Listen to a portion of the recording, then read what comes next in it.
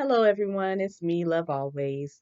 And like I said, I was going to bring you things or lessons that I've been picking up on from movies and TV shows that I've been watching. The last week I was watching this Netflix series called A Letter to the King. And in season one, it's only one season right now, episode three, around 28 minutes in, this young man, I'm not good with remembering character names, but he, throughout this whole movie, he thought that he had this power or whatever. But all the lessons, for some reason, was geared towards him because he was the one who answered the call of a knight. The in this scene, there is a monastery guy. He was teaching him that he had to be able to ignite who he truly was. He had to face his pain. And by doing that, he did a scenario of where he gave him a sword, and the boy said, "The sword is too heavy." And the guy tells him that that heaviness is what we carry around all our lives. What he was then he turns around, he gives the young man a lighter sword, and while he was, you know, jousting or whatever with him, he shows him that the sword flings out of his hand, and it's like flings real far, very easy.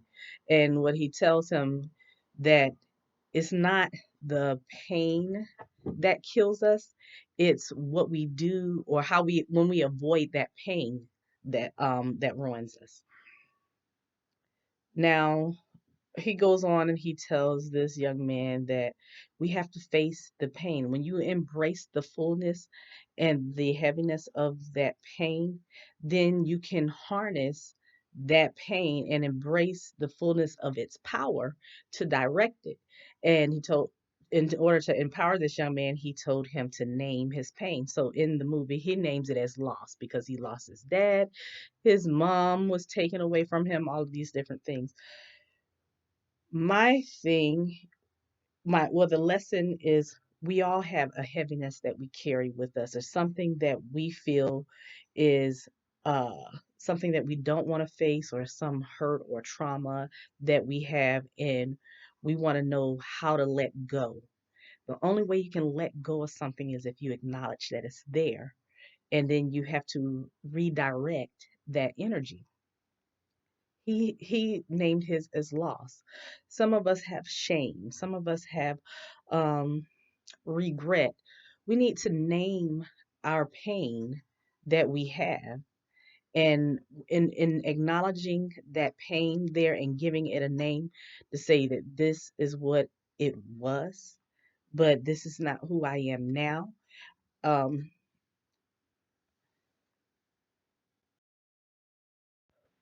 for example, for me, I use abandonment and feeling alone. When I was a kid, I felt like my mom, even though she was in the home, she kind of she had her emotional things that she was going through. So back in those time in those days, they did what they was what was done to them. Like, you as a child, you didn't have a right to be angry or feel hurt, and you better straighten up, those type of things. And I didn't have a mom that I could just go and cry on and cry to and vent, because my feelings did not feel valid.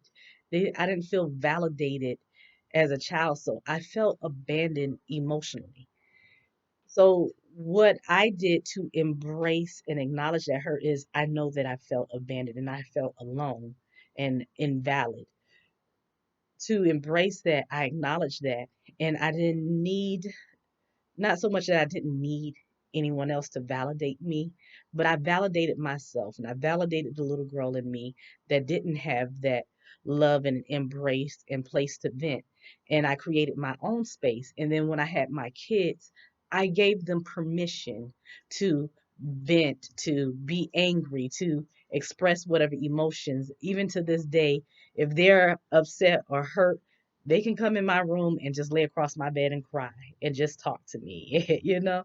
So find ways to harness whatever that is and to direct it.